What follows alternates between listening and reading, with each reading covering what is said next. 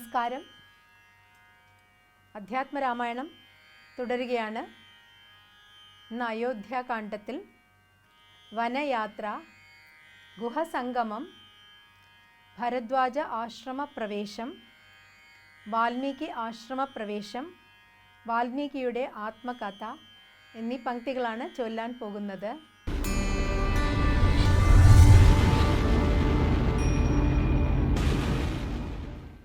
ധന്യവസ്ത്രങ്ങളുമുപേക്ഷിച്ചു രാഘവൻ വന്യചീരങ്ങൾ പരിഗ്രഹിച്ചിടിനാൻ. ശ്രീരാമദേവനും തമസാ നദി തന്നുടെ തീരം ഗമിച്ചു വസിച്ചു നിശാമുഖേ പാനീയമാത്രമുപജീവനം ചെയ്തു ജാനകിയോടും നിരാഹാരനായൊരു വൃക്ഷമൂലേ ശയനം ചെയ്തു ഉറങ്ങിനാൻ. മംഗളദേവതാവല്ലഭൻ രാഘവൻ ഗംഗാതടം പൊക്കു ജാനകി തന്നോടും മംഗലസ്നാനവും ചെയ്തു സഹാനുജം ശൃംഗിവീരാവിദൂരെ മരുവീടിനാൻ. ദാശരഥിയും വിദേഹതനുജയും ശിംഷിപാമൂലേ സുഖേന വാണിടിനാർ. മിത്രനുദിച്ചിതു സത്വരം രാഘവൻ നിത്യകർമ്മങ്ങളും ചെയ്തരുളി ചെയ്തു. തോണി വരുത്തുകിന്നപ്പോൾ ഗുഹൻ നല്ല തോണിയും കൊണ്ടുവന്നാശു വണങ്ങിനാൻ. ഗംഗയെ പ്രാർത്ഥിച്ചു നന്നായി വണങ്ങിനാൻ. തോണിയിൽ നിന്നു താഴത്തിറങ്ങി ഗുഹൻ താണു തൊഴുതപേക്ഷിച്ചാൽ മനോഗതം കൂടെ വിടകൊള്ളുവതിനടിയന്നും ഒരാടൽ കൂടാതെ അനുജ്ഞ നൽകിയിടണം. ചിത്തമോദേന ഗാഢാശ്ലേഷവും ചെയ്തു ഭക്തനെ പോകിൽ നയച്ചു രഘുത്തമൻ. ദാശരഥിയും ഭരദ്വാജ പാദങ്ങളാശു വണങ്ങിനാൻ. ഭാര്യാനുജാൻവിതം ക്ഷത്രബന്ധുക്കളായുള്ളോരു ഞങ്ങളെ ചിത്തമോദത്തോട് അനുഗ്രഹിക്കണമേ. ചിത്രകൂടാദ്രിയെ പ്രാപിച്ചിതു ജവാൽ തത്ര വാൽമീകി തന്നാശ്രമം നിർമ്മലം. തത്ര ഗത്വാ സമാസീനം മുനികുലസത്തമം ദൃഷ്ട്വാ നമസ്കരിച്ചിടിനാൻ. ഭുക്ത്വാ പരിശ്രമം തീർത്തു രാഘവൻ നത്വാ മുനിവരൻ തന്നോടരുൾ ചെയ്തു. യാതൊരിടത്തു സുഖേന വസിക്കാവൂ സീതയോടും കൂടെ എന്നരുൾ ചെയ്യണം. ഇദ്ദിക്കിലൊട്ട് കാലം വസിച്ചിടുവാൻ ചിത്തേ പെരുകയുണ്ടാശ മഹാമുനേ എന്നതു കേട്ടു വാൽമീകി മഹാമുനി മന്ദസ്മിതം ചെയ്തീവണ്ണമരുൾ ചെയ്തു. രാമനാമത്തിൻ പ്രഭാവം നിമിത്തമായി രാമ ഞാനിങ്ങനെയായി ചമഞ്ഞിടിനേൻ. സീതയാ സാർദ്ധം വസിപ്പതിനായൊരു മോദകരസ്ഥലം കാട്ടിത്തരുവൻ ഞാൻ. ചിത്രകൂടാചല ഗംഗയോരന്തര ചിത്രമായോരുടജം തീർത്തുമാമുനി. കാമ്യാംഗിയായുള്ള ജാനകി തന്നോടും സോദരനാകിയ ലക്ഷ്മണൻ തന്നോടും സാദരം ആനന്ദമുൾക്കൊണ്ടു മേവിനാൻ. രാജീവനേത്രനെ ചിന്തിച്ചു ചിന്തിച്ചു രാജാ ദശരഥൻ പുക്കുസുരാലയം.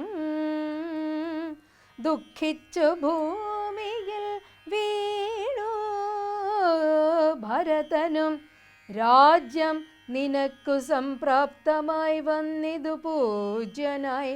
വാഴ്ക ചാപല്യം കളഞ്ഞു നീ എന്നു കൈകേയി പറഞ്ഞതു കേട്ടുടനൊന്നു കോപിച്ചു നോക്കിടിനാൻ മാതരം. നിന്നുടെ ഗർഭത്തിൽ ഉദ്ഭവിച്ചേനൊരു പുണ്യമില്ലാതെ മഹാപാപി ഞാനഹോ.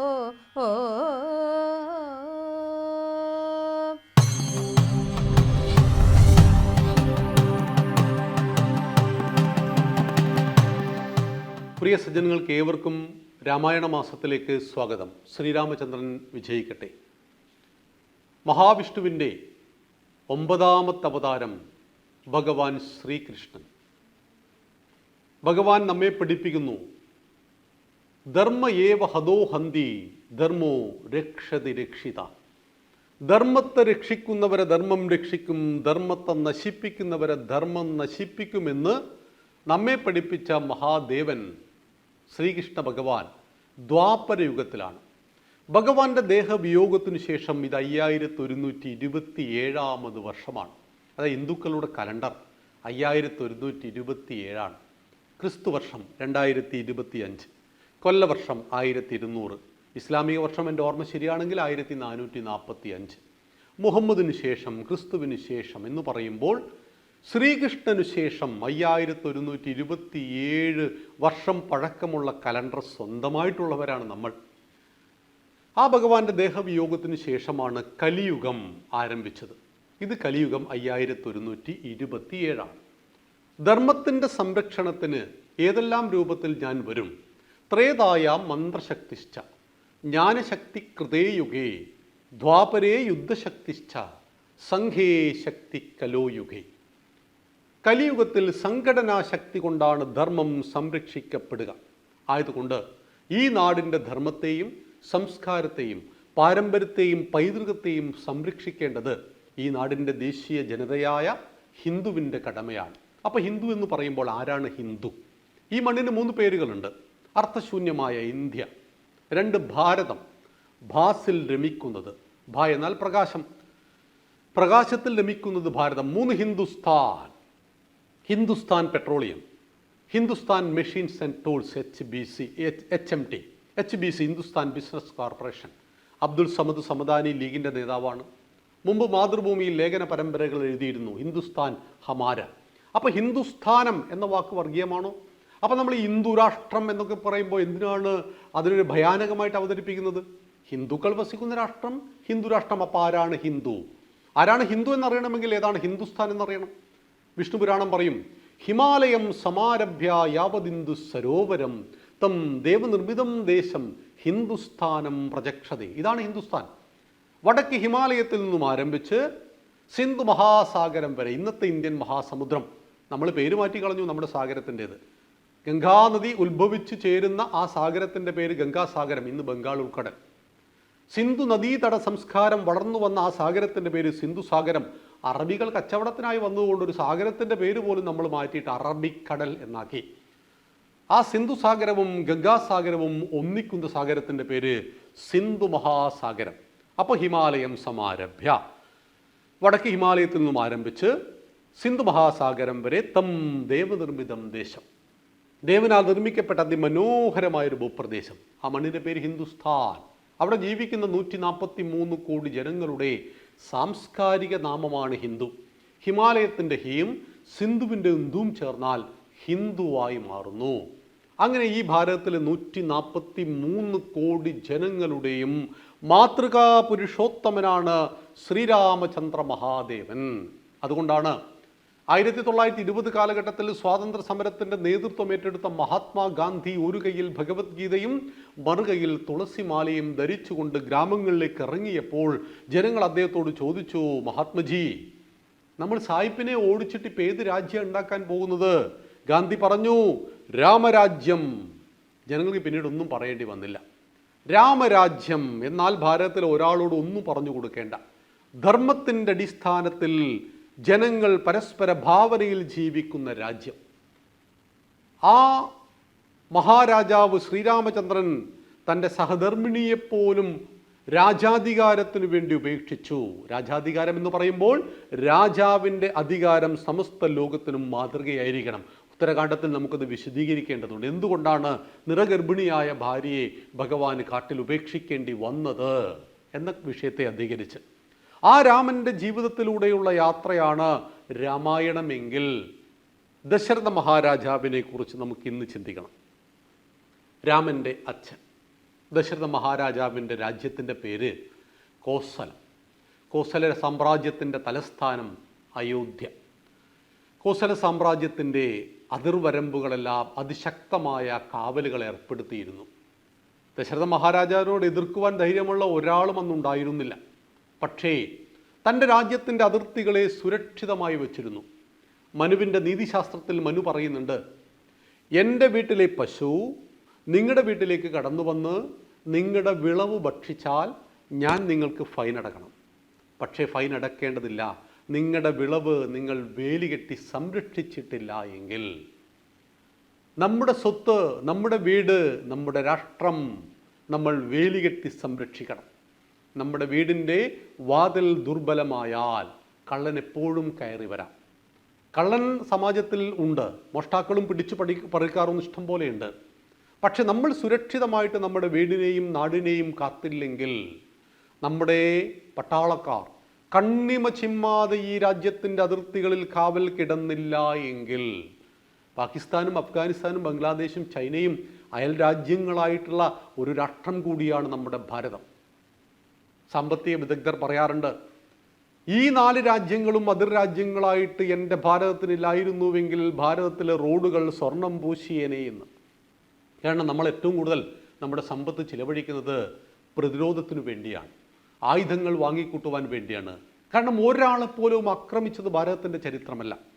ഭാരതത്തിൻ്റെ ആയിരക്കണക്കിന് വർഷങ്ങൾ നീണ്ടുന്ന ആ മഹത്തായ സംസ്കാരവും ചരിത്രവും പരിശോധിക്കുമ്പോൾ തൻ്റെ മതം പ്രചരിപ്പിക്കുവാനോ തൻ്റെ ആശയം പ്രചരിപ്പിക്കുവാനോ ഒരു രാജ്യത്തെ പോലും ആക്രമിച്ചൊരു ചരിത്രമില്ല. കാരണം ആക്രമിച്ച് കീഴ്പ്പെടുത്തുവാൻ പറഞ്ഞിട്ടില്ല. ഭാരതം എന്താ പറഞ്ഞത്? കൃണ്ണുന്തോ വിശ്വമാര്യം അമൃതസ്യ പുത്ര എന്നാണ്. മനുഷ്യനെ പാപികളെന്നും കാഫറുകളെന്നും അടിമകളെന്നും വിളിച്ചില്ല. കൃണ്ണുന്തോ വിശ്വമാര്യം, ഈ വിശ്വത്തെ ശ്രേഷ്ഠമാക്കി തീർക്കേണ്ട അമൃതത്വത്തിൻ്റെ അരുമക്കിടാങ്ങളാണ് നിങ്ങൾ എന്ന് നമ്മെ പഠിപ്പിച്ച ആ ദർശനം പിറന്ന മണ്ണിൻ്റെ പേരാണ് ഭാരതം.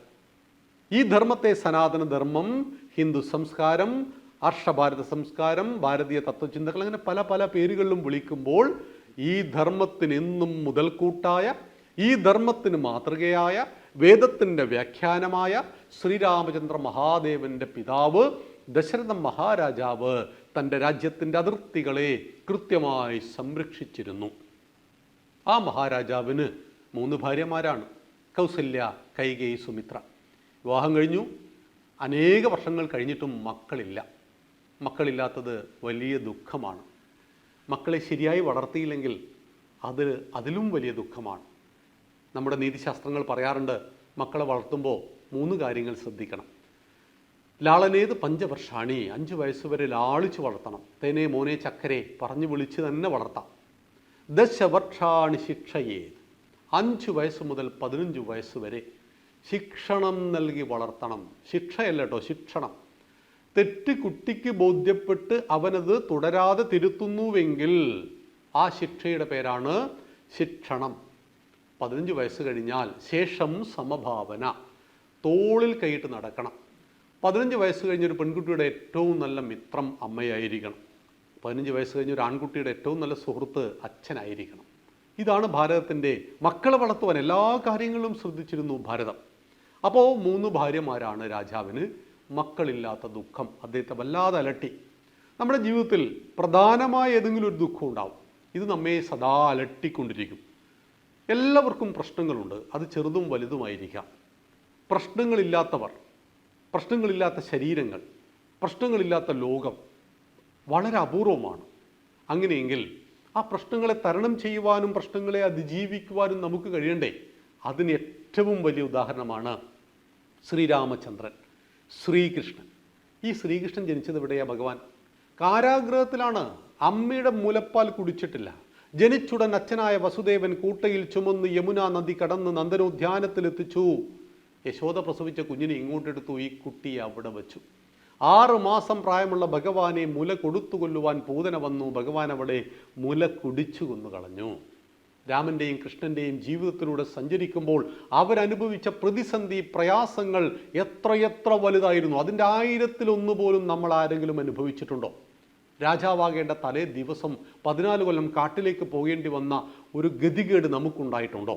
അപ്പം ഇവിടെയാണ് ആ രാമന് ജന്മം നൽകിയ ദശരഥ മഹാരാജാവിന് 3 ഭാര്യമാരുണ്ടായിരുന്നിട്ടും മക്കളില്ലാത്ത ദുഃഖം കൊണ്ട് അദ്ദേഹം ഗുരുനാഥനോട് പറഞ്ഞു, എൻ്റെ മനസ്സ് കലുഷിതമാകുന്നു, ഒരു പരിഹാരം പറയൂ. അപ്പോൾ ഗുരുനാഥൻ പറഞ്ഞു, ഒന്ന് കാട്ടിൽ പോയിട്ട് വരൂ, കാട് മനസ്സിനെ ശാന്തമാക്കുമെന്ന്. അങ്ങനെ രാജാവ് തനിച്ച് ആയുധവുമായിട്ട് നായാട്ടിനായിട്ട് അദ്ദേഹം കാട്ടിലേക്ക് പോയി. അദ്ദേഹത്തിൻ്റെ കാട്ടിൽ നടന്ന സംഭവങ്ങൾ നമുക്ക് നാളെ ചിന്തിക്കാം. നന്ദി, നമസ്കാരം. ശ്രീരാമചന്ദ്രൻ വിജയിക്കട്ടെ.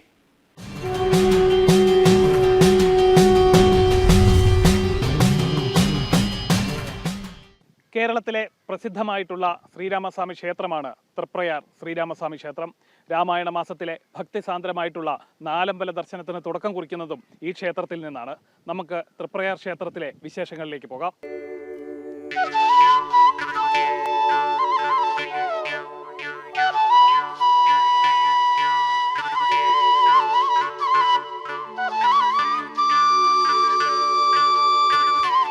തൃശ്ശൂർ ജില്ലയുടെ പടിഞ്ഞാറ് ഭാഗത്തായുള്ള തൃപ്രയാർ ശ്രീരാമസ്വാമി ക്ഷേത്രം ഇന്ന് ലോകപ്രസിദ്ധമാണ്.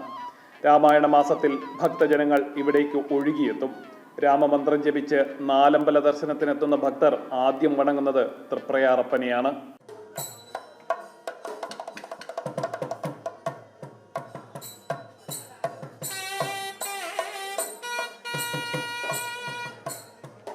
ഭഗവാൻ ശ്രീകൃഷ്ണൻ ദ്വാരകയിൽ പൂജിച്ചിരുന്ന ശ്രീരാമ വിഗ്രഹമാണ് തൃപ്രയാർ ക്ഷേത്രത്തിലെ പ്രധാന വിഗ്രഹമെന്നാണ് വിശ്വാസം. ശ്രീകൃഷ്ണന്റെ സ്വർഗാരോഹണത്തിന് ശേഷം ഈ വിഗ്രഹം കടലിൽ നിമഞ്ജനം ചെയ്യപ്പെട്ടുവെന്നും കേരളത്തിലുള്ള ഒരു മുക്കുവന് മീൻപിടുത്തത്തിനിടെ അത് ലഭിച്ചുവെന്നാണ് ഐതിഹ്യം. തൃപ്രയാർ എന്ന പേരിനും ഐതിഹ്യങ്ങൾ നിരവധി ഉണ്ടത്രേ. വാമനാവതാരം കൈക്കൊണ്ട മഹാവിഷ്ണു വിശ്വരൂപത്തിലേക്ക് വളർന്നപ്പോൾ ഭഗവാന്റെ ഒരു പാദം സത്യലോകത്തിലെത്തി. അത് കണ്ട ബ്രഹ്മാവ് തൻ്റെ കമണ്ഡലുവിലെ തീർത്ഥത്താൽ പാദത്തിൽ അഭിഷേകം നടത്തി. ആ തീർത്ഥമൊഴുകി ഭൂമിയിലും വീണു.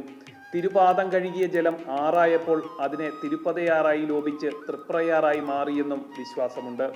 തൃപ്രയാറപ്പന് അഭിഷേകത്തിനായി വരുണൻ കൊടുത്തയച്ച തീർത്ഥവുമായെത്തിയ ഗംഗാനദി അഭിഷേകത്തിന് ശേഷം തിരികെ പോകാതെ ഭഗവാനെ പ്രദക്ഷിണം ചെയ്തുകൊണ്ടിരുന്നു. ഈ സമയം ദർശനത്തിനായി വന്ന ഭക്തർക്ക് ക്ഷേത്രത്തിലെത്താൻ വഴിയില്ലാതായി. അപ്പോൾ ഭഗവാൻ നദിയുടെ ഗതി തിരിച്ചുവിടുകയും അങ്ങനെ തിരിച്ചുവിട്ടയാറെന്ന അർത്ഥത്തിൽ തിരുപ്പുറയാറെന്നും വിശേഷിപ്പിക്കുകയും അത് പിന്നീട് തൃപ്രയാറായി മാറുകയും ചെയ്തു എന്നും ഐതിഹ്യമുണ്ട്. മഹാവിഷ്ണുവിന്റെ അഞ്ജനശിലാ പ്രതിഷ്ഠയിൽ കിഴക്കോട്ട് ദർശനമായി തൃപ്രയാറപ്പൻ കുടികൊള്ളുകയാണ്. ശ്രീദേവി ഭൂദേവി സമേതനായ ത്രിമൂർത്തി ചൈതന്യമുള്ള മൂർത്തിയായ തൃപ്രയാറപ്പനെ ദർശിച്ചാൽ മാറാത്ത ദുരിതങ്ങളില്ലെന്നാണ് വിശ്വാസം. ഭഗവാന്റെ കൈകളിലെ ശംഖുചക്രങ്ങൾ വിഷ്ണുവിനെയും കോദണ്ഡം ശിവനെയും അക്ഷരമാല ബ്രഹ്മാവിനെയും പ്രതിനിധീകരിക്കുന്നു. ഇരുവശങ്ങളിലുമുള്ളത് ഊരകത്തമ്മയും ചേർപ്പിലമ്മയുമാണെന്നാണ് വിശ്വാസം. ശ്രീകോവിലിനെ ചുറ്റിയുള്ള നാലമ്പലം അതിവിശാലമാണ്. പുറം ചുവരുകൾ വിളക്കുമാടം കൊണ്ട് അലങ്കൃതം. സന്ധ്യയ്ക്ക് വെയിൽ തിരിയിട്ട് കത്തിക്കുമ്പോൾ അതിസുന്ദരമാകും. ഒരു മഹാക്ഷേത്രത്തിന് വേണ്ട എല്ലാ പൂജാകർമ്മങ്ങളും ഇവിടെയുണ്ട്. ക്ഷേത്രത്തിലെ പ്രധാനപ്പെട്ട വഴിപാടുകളിൽ ഒന്നാണ് മീനൂട്ട്. ക്ഷേത്രത്തിന് മുൻപിലൂടെ ഒഴുകുന്ന പുരയാറിലെ മത്സ്യങ്ങളെ ഊട്ടുവാനുള്ള ഈ വഴിപാട് ഇവിടുത്തെ മാത്രം പ്രത്യേകതയാണ്.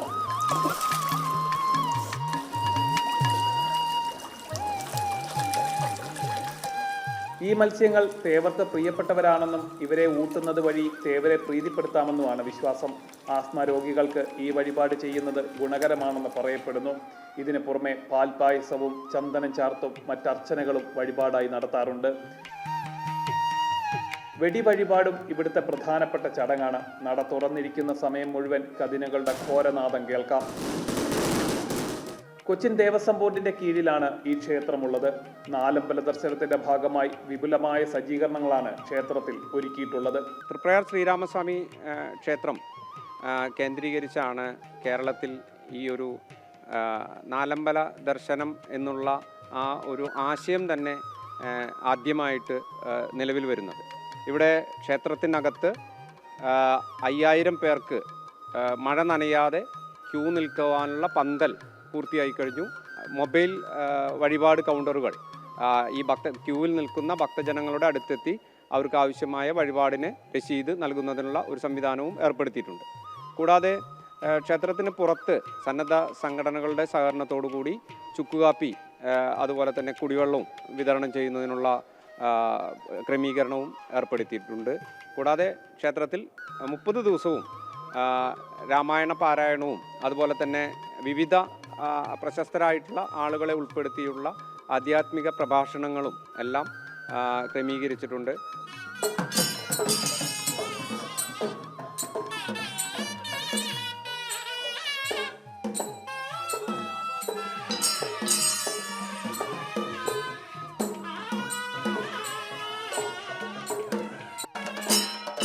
ഹനുമാനും വിഷ്ണുമായ സ്വാമിയും ഇവിടെയുണ്ട്. ഹനുമാൻ സങ്കല്പമുള്ള മുഖമണ്ഡപത്തിൽ ദിവസേന സുന്ദരകാന്ഡം പാരായണം നടക്കും. നാലമ്പലത്തിനകത്ത് 2 ഗണപതി പ്രതിഷ്ഠകളും കാണാം. പ്രധാന ശ്രീകോവിലിന്റെ തെക്കേ വാതിലിൽ ശിവസ്വരൂപനായ ദക്ഷിണാമൂർത്തിയുമുണ്ട്. നാലമ്പലത്തിന് പുറത്ത് പ്രത്യേക ശ്രീകോവിലിൽ അമൃതകലശം കയ്യിലേന്തിയ അപൂർവ പ്രതിഷ്ഠയാണ് ശാസ്താവിനുള്ളത്. മണ്ഡലകാലത്ത് ശബരിമലയ്ക്ക് പോകുന്ന തീർത്ഥാടകർ ഈ നടയിൽ വെച്ചാണ് മാലയിടുന്നതും കെട്ട് നിറയ്ക്കുന്നതും. വടക്ക് ഭാഗത്ത് പ്രത്യേക ശ്രീകോവിലിൽ ശ്രീകൃഷ്ണ ഭഗവാന്റെ പ്രതിഷ്ഠയും ഉണ്ട്. ഗോശാല കൃഷ്ണനാണ് പ്രതിഷ്ഠാ സങ്കല്പം. ശ്രീകോവിലിന് ചുറ്റും ഒരു ഗോശാലയുടെ ആകൃതിയിൽ പ്രദക്ഷിണ വഴിയും ഒരുക്കിയിട്ടുണ്ട്. വൃശ്ചിക മാസത്തിലെ കറുത്ത ഏകാദശി ദിവസം ഇവിടെ നടക്കുന്ന തൃപ്രയാർ ഏകാദശി മഹോത്സവം വളരെ പ്രാധാന്യമുള്ളതാണ്. മീനമാസത്തിൽ നടക്കുന്ന ആറാട്ടുപുഴ പൂരത്തിനാണ് തൃപ്രയാർ തേവരായ ശ്രീരാമസ്വാമി നെടുനായകത്വം വഹിക്കുന്നത്. തിരുവോണം നാളിലെ ശ്രീരാമൻ ചിറകെട്ടും പ്രസിദ്ധമാണ്. ശാന്തമായ അന്തരീക്ഷവും പ്രകൃതി ഒരുക്കുന്ന വലിയൊരു മനോഹരമായ പശ്ചാത്തലവുമുള്ള ഒരു പ്രധാനപ്പെട്ട ക്ഷേത്രമാണ് തൃപ്രയാർ ശ്രീരാമസ്വാമി ക്ഷേത്രം. കേരളത്തിലെ തന്നെ പ്രാചീനവും ചരിത്രങ്ങളേറെയുള്ള ക്ഷേത്രം കൂടിയാണിത്.